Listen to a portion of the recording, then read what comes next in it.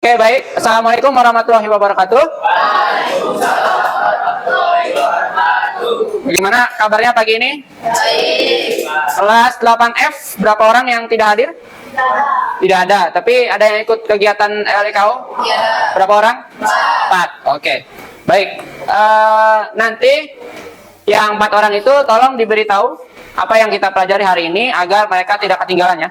Oke, sebelum kita mulai pelajaran hari ini, kita berdoa dulu. Ketua kelasnya tolong menyiapkan.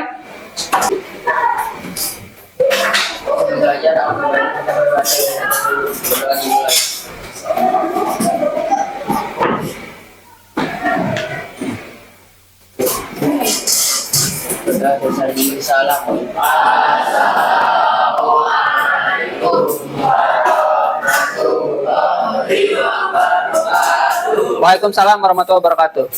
Baik, pada hari ini kalian adalah peserta didik yang pertama kali akan diajari tentang kegiatan KKA. Apa itu KKA? KKA itu adalah coding dan kecerdasan artifisial. Nah, KKA ini, coding dan kecerdasan artifisial ini nantinya akan menjadi bagian dari pelajaran informatika. Ya, ini yang pertama kali dijelaskan di kelas 7 harusnya. Tapi karena Bapak tidak mengajar kelas 7, jadi kalian yang akan diajari sebagai kelas 8. Nanti semuanya kelas 7, kelas 8, kelas 9 akan dicampur dengan pelajaran informatika. Sebelum kita mulai pembelajaran KKA yang pertama ini, kira-kira siapa yang bisa menjelaskan apa itu coding, apa itu kecerdasan artifisial? Coba coding dulu. Siapa ada yang bisa menjawab kira-kira apa itu coding? Coding, apa itu coding? Ya. Tidak apa-apa menggunakan kata-kata sendiri aja. Sekira-kiranya kamu, yang menurut kamu apa itu coding? Suatu perintah dari kita yang memberitahu komputer apa yang harus dilakukan. Oke, baik. Perintah yang kita berikan kepada komputer untuk memberitahu komputer, menyuruh komputer apa yang harus dia lakukan. Oke, baik. Ada lagi? Oke, baik. Siapa yang bisa jawab apa itu kecerdasan artifisial? Angkat tangan coba. Ya, oke, baik. Apa itu yang menurut kamu kecerdasan artifisial itu? Kecerdasan artifisial itu adalah kecerdasan buatan yang diprogram untuk bisa mempelajari sesuatu atau Oke, baik. Kecerdasan buatan yang bisa diprogram untuk mempelajari sesuatu. Oke, baik. Ada lagi kecerdasan artifisial? Kecerdasan artifisial ini ada yang nama lainnya yang lebih sering kamu kenal. Apa nama lainnya? AI, ya, artificial intelligence. Kecerdasan buatan itu dalam bahasa Inggris. Betul. Kecerdasan buatan itu adalah seperti yang tadi dibilang teman kamu ini, yaitu sebuah kecerdasan yang dibuat oleh manusia untuk melakukan suatu perintah. Coding tadi diprogram oleh manusia agar bisa melakukan suatu pekerjaan. Baik. Sekarang kita mulai masuk ke materi KKA dan coding yang pertama. Sebelum itu ada sebuah data. Apa sih data itu? Angka. Oke, angka. Betul. Angka itu bisa menjadi sebuah data. Yang lainnya? Data, apa itu data? Fakta. Fakta. Betul, bagus. Data itu sebuah fakta. Ada lagi? Oke, baik. Data itu adalah sebuah angka, data itu adalah sebuah fakta. Data itu adalah sekumpulan fakta, angka, simbol, teks, gambar, atau suara yang merepresentasikan suatu informasi. Jadi intinya itu sebenarnya adalah informasi.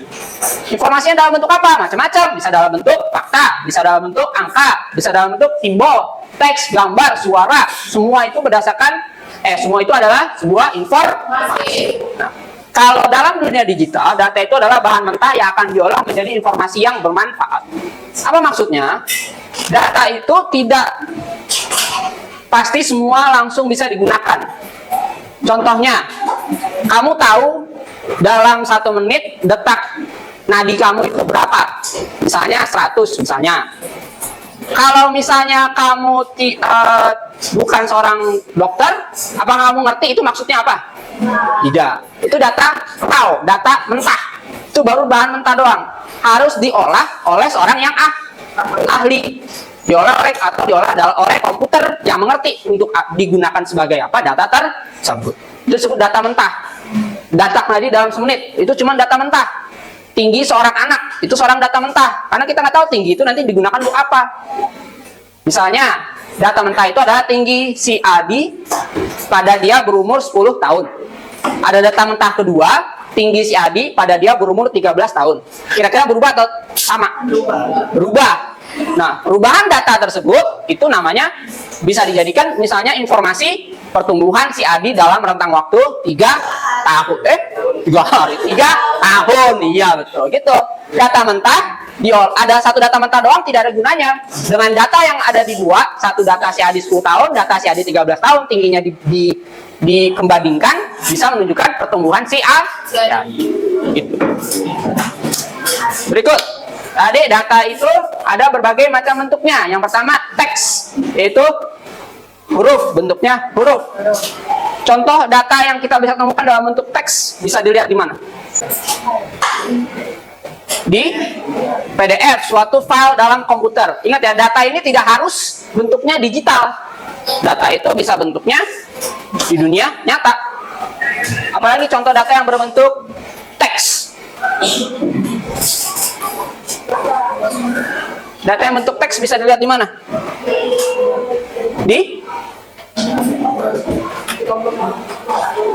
Ingat sekali lagi, Bapak dibilang tidak harus di komputer, di koran yang kamu baca, di buku paket informatika kamu baca, kamu jalan-jalan ke kota terus ngelihat ada baliho.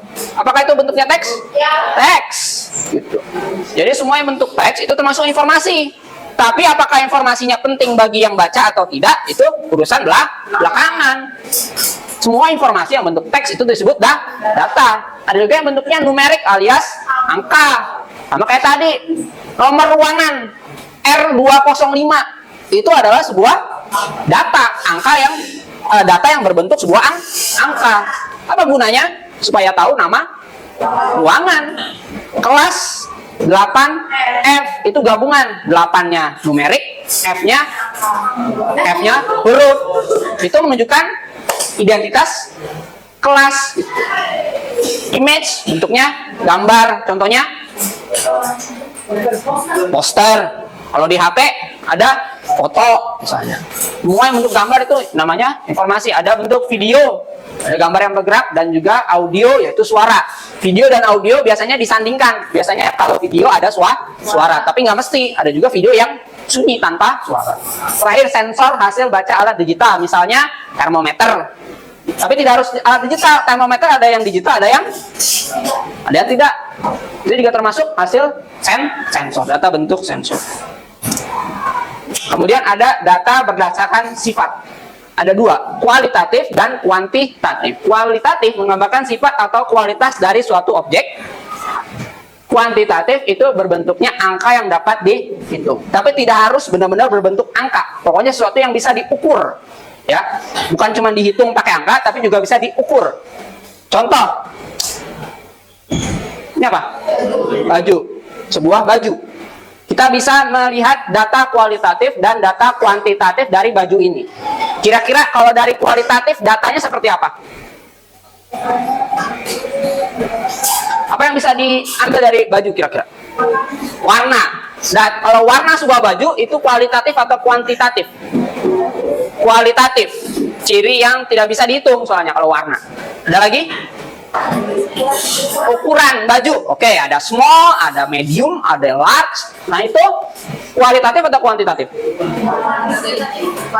Kuantitatif atau kualitatif? Kuantitatif, karena bisa dihitung.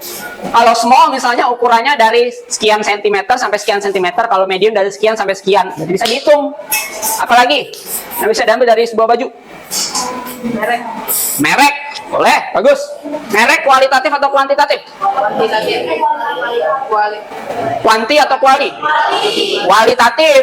Karena cuma nama merek doang. Dia tidak bisa dibandingkan langsung. Apalagi? Model, anggaplah modelnya sama semua, karena kan cuma satu baju doang. Kalau misalnya gambarnya bajunya ada beberapa, baru kamu bisa bilang bandingkan model, tapi baju cuma satu, jadi nggak bisa dibilang model. Apa lagi? Tapi kalau misalnya model itu kualitatif atau kuantitatif? Kualitatif, karena model itu tidak bisa diukur. Ada satu lagi, bahan. Misalnya terbuat dari katun atau terbuat dari wool. Itu kuali atau kuanti? Kuali. Karena dia beda-beda. Ya, seperti itu. Jadi data itu dalam satu baju itu bisa kuanti, bisa kuali. Bedanya apa tadi? Kalau kuantitatif bisa dihitung atau diukur. Sekarang ada lagi data berdasarkan sumber. Itu adalah data yang langsung dari sumber asli. Data yang bukan dari sumber yang ada. Jadi bukan dari data yang sumber aslinya. Gampangnya, coba mikirkan gosip. Kalau misalnya kamu tahu dari orangnya langsung, misalnya si Tono kemarin berak di celana,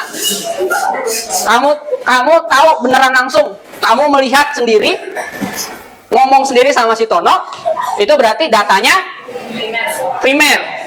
Tapi kalau misalnya kamu cuma dengar dari teman sekelasnya, kemarin si Tono gini, itu berarti datanya sekunder, karena bukan kamu sendiri yang mencari tahu data tersebut. Contoh lainnya, misalnya kamu ada proyek IPA bikin kecambah misalnya. Kamu disuruh mengukur pertumbuhan kecambah dalam waktu 1 bulan misalnya, atau konyol aku cambah 1 tahun udah jadi apa itu. Nah, kalau dalam 1 bulan kelompok kamu tahu sendiri nggak berapa pertumbuhannya?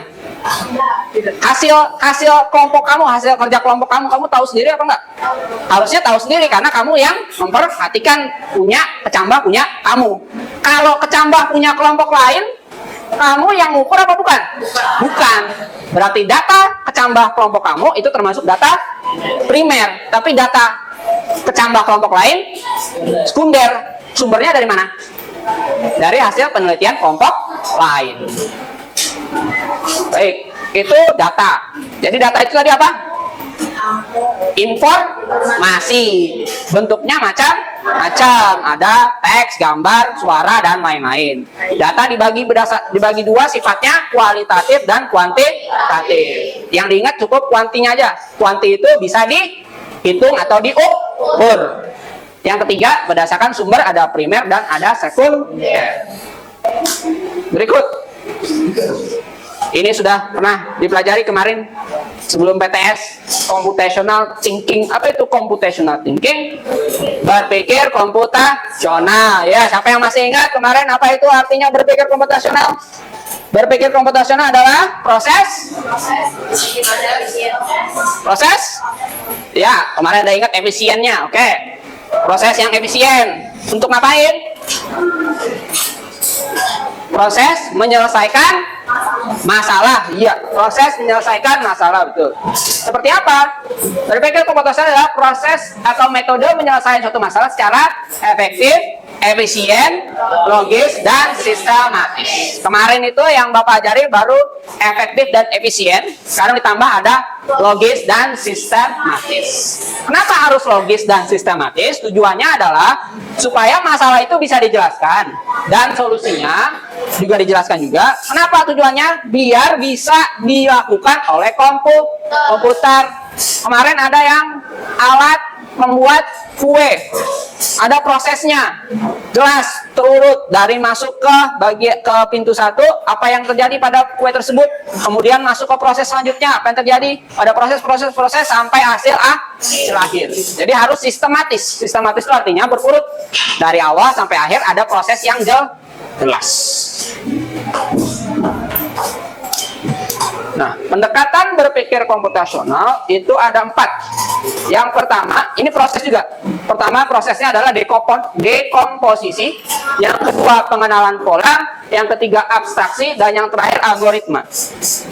Pertama, dekomposisi. Apa itu dekomposisi? Memecah suatu masalah menjadi bagian-bagian yang kecil. Apa maksudnya? Misal, kita punya sebuah data. Data yang kita miliki adalah perjalanan Galang ke sekolah. Kita punya data ini, perjalanan Galang ke sekolah tiap harinya. Kita dekomposisi. kita bagi dari bagian-bagian yang kecil. Bagaimana caranya? Lakukan pengelompokan, lakukan pembersihan, lakukan klasifikasi. Pertama kita dekomposisi. Perjalanan Galang ke sekolah. Kira-kira ada apa aja di dalam data tersebut?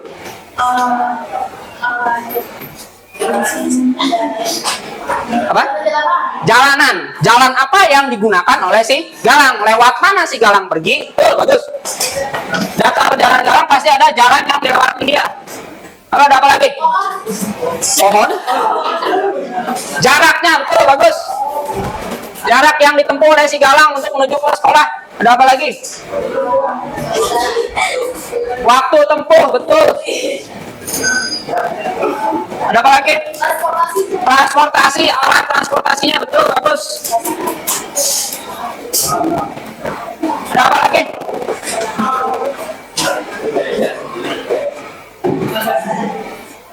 Suasana, kira-kira suasana hatinya mempengaruhi perjalanannya nggak?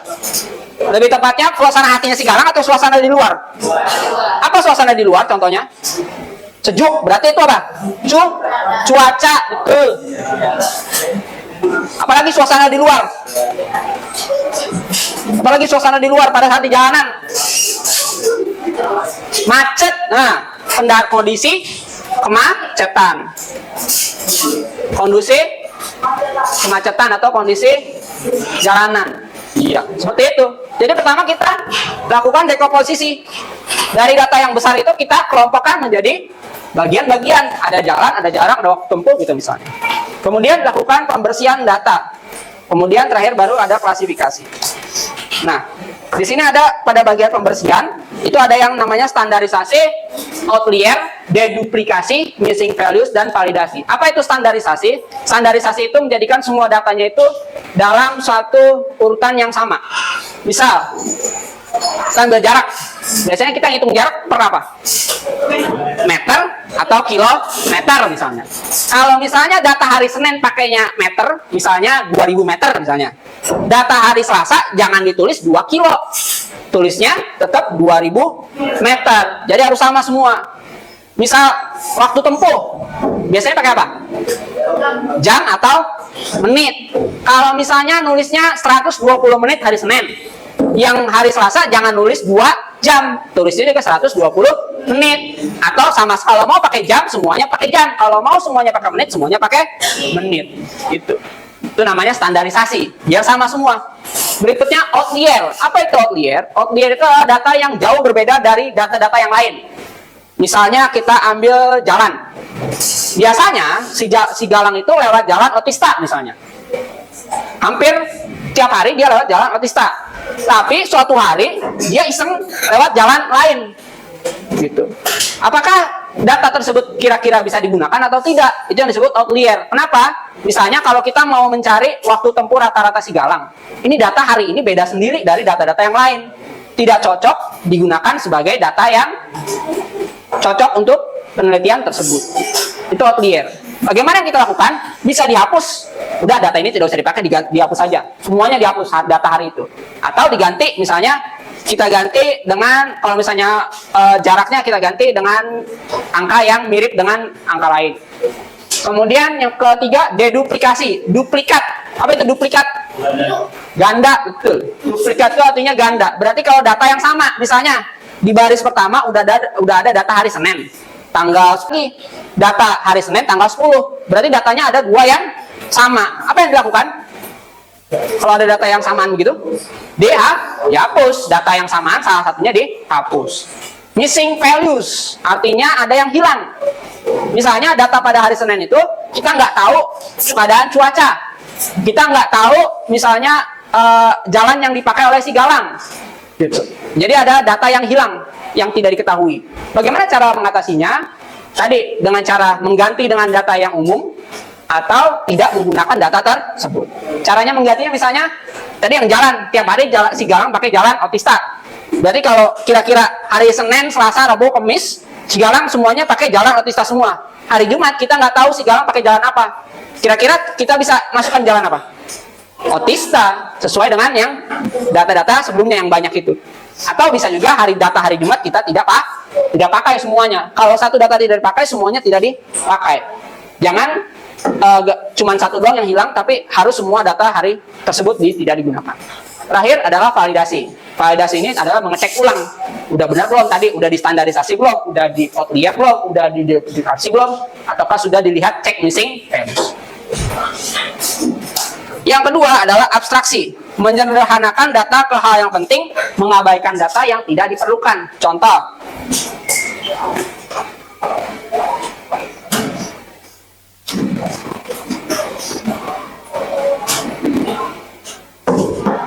Dalam data galang ke sekolah ada data seragam. Kira-kira data tersebut bisa berguna nggak untuk misalnya mencari rata-rata perjalanan galang ke sekolah? Tidak. Kalau gitu data tersebut semuanya bisa dihilangkan karena kita tidak perlu data tersebut. Seperti itu contoh. Oke. Selanjutnya adalah yang terakhir yaitu algoritma. Nah, ini adalah memasukkan proses-proses yang kita lakukan tadi ke dalam suatu komputer. Kita memprogram komputer tersebut agar dia bisa menyelesaikan masalah yang kita punya. Bagi dalam kelompok 3-4 orang. Kemudian lihatlah berdasarkan data yang di depan. Oke. Sudah? Nah, sekali lagi, apa itu tadi standarisasi? Ya, datanya harus sama dan harus setipe. Yang kedua, outlier. Apa itu outlier? Apa itu outlier? Outlier itu adalah data yang jauh berbeda dengan data lainnya. Deduplikasi. Apa itu deduplikasi? Tadi ada data yang duplikat, data yang sama. Kemudian missing values. Apa itu missing values? Data yang kosong, data yang kosong. Terakhir ada validasi, mengecek kembali apakah sudah sesuai. Nah, dari angka-angka tersebut, coba dilihat data ini, data perjalanan galang dalam seminggu. Ubahlah data yang masih raw ini, data mentah ini menjadi data yang bagus berdasarkan langkah-langkah tadi, sehingga data ini bisa nanti kita proses. Apa yang perlu dilakukan? Coba kalian lakukan. Apa yang perlu dilakukan untuk mengubah data yang mentah ini menjadi data yang baik yang bisa diproses? Oke, baik. Mari sekarang kita bahas. Yang pertama tadi standarisasi. Apa itu tadi standarisasi? Harus supaya semua sama bentuk datanya. Kira-kira bagian mana yang perlu distandarisasi? Kolom mana yang perlu distandarisasi? Angkat tangan. Tanggal. Kenapa tanggalnya perlu distandarisasi? Karena ngacak, betul. Data yang baik itu adalah data yang berurutan. Di sini ada 23, 21, 20. Harinya juga ikutan ngacak. Berarti apa yang harus dilakukan? Dirubah urutannya. Oke, itu hari dan tanggal. Ada lagi kolom yang perlu distandarisasi? Waktu. Apa masalahnya? Campur. Ada yang tulisannya dalam hitungan menit, ada yang hitungan dalam jam. Harusnya sebaiknya dihitung menjadi menit semua. Oke. Ada lagi kolom yang perlu distandarisasi? Jarak. Kenapa jaraknya? Ada yang meter, ada yang kilometer. Harusnya diubah semuanya menjadi kilometer semua atau meter semua. Oke, bagus. Itu yang standarisasi. Yang kedua adalah outlier. Dari semua data ini, mana data yang paling outlier? 21 Oktober. Kenapa data 21 Oktober paling outlier? Berangkatnya paling lama dan tibanya jauh di atas jam lain, yaitu jam 7 sendiri. Yang lainnya masih jam 6, yang lain ini 7 sendiri. Kira-kira data outliernya bisa diapakan? Dihapus. Bisa dihapus. Yang ketiga apa? Apa yang ketiga? Langkah yang ketiga? Deduplikasi. Apa itu tadi deduplikasi? Mencari data yang duplikat, data yang sama. Apakah ada data yang duplikat? Data yang mana?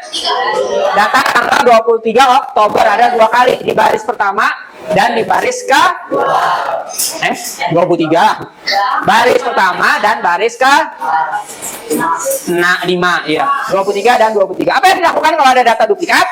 Dihapus semuanya. Iya. Baru yang keempat adalah Missing values. Apa itu missing values? Data yang kosong. Di mana aja ada data kosong? Tanggal 21 Oktober ada yang kosong, yaitu harinya. Apa yang kita lakukan di sini kira-kira? Diganti. Kenapa diganti? Berdasarkan tanggalnya. Berdasarkan tanggalnya bisa cari tahu. Kalau tanggal 20 Oktober itu hari Senin, berarti tanggal 21 itu hari Selasa. Berarti bisa kita masukkan data yang Selasa. Ada lagi missing values-nya? 20 Oktober yaitu cuaca. Kira-kira bagaimana? Bisa diganti atau dihapus? Dihapus, karena kondisi cuacanya tidak menentu. Ada cerah, ada hujan angin, ada hujan, ada cerah, ada cerah. Berarti tidak ada data yang bisa dimasukkan. Karena kita tidak tahu, datanya benar-benar diacak. Berikutnya, 24 Oktober ada kendaraan. Apa yang kita lakukan? Diganti dengan apa? Kenapa bisa dapat motor? Karena hari-hari lain menggunakan motor. Jadi kemungkinan besar dia juga di hari tersebut menggunakan motor. Baru yang terakhir tadi ada apa? Validasi. Validasi adalah mengecek ulang. Oke.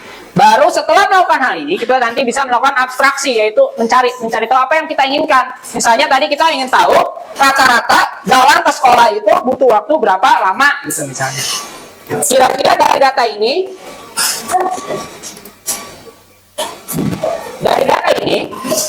apa yang kita tidak butuhkan?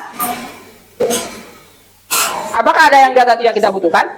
Salah satu proses abstraksi tadi adalah mengabaikan data yang tidak perlu. Apa yang data yang tidak perlu kalau kita mau seragam? Kenapa?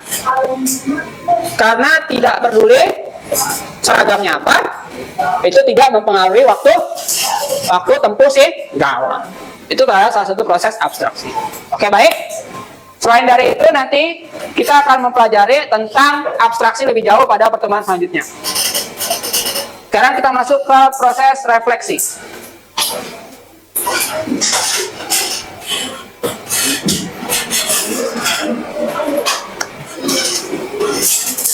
Kita akan melakukan proses refleksi. Ada 4 modelnya. Peristiwa, perasaan, pembelajaran, dan perubahan. Pertama, peristiwa. Apa yang sudah kamu pelajari hari ini? Perasaan, bagaimana perasaanmu setelah menerima pelajaran hari ini? Yang ketiga, pembelajaran. Apa hal baru yang kamu pelajari di kegiatan hari ini? Dan yang terakhir, perubahan.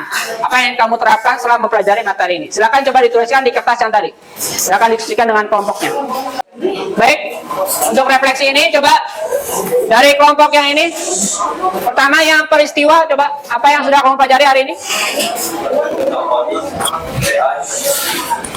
Mempelajari tentang coding, AI, dan berpikir komputasional serta cara mengolah data. Oke, baik, terima kasih, bagus sekali. Yang berikutnya, perasaan. Coba dari kelompok ini.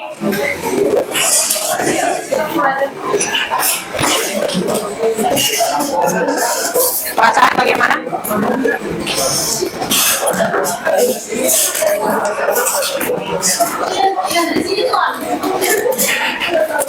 Perasaannya senang mempelajari pelajaran yang hari ini karena bisa mengetahui hal-hal yang belum diketahui. Baik, terima kasih. Coba yang lainnya ketika ada yang lagi itu tolong didengarkan ya. Baik, coba ada yang mau tentang pembelajaran?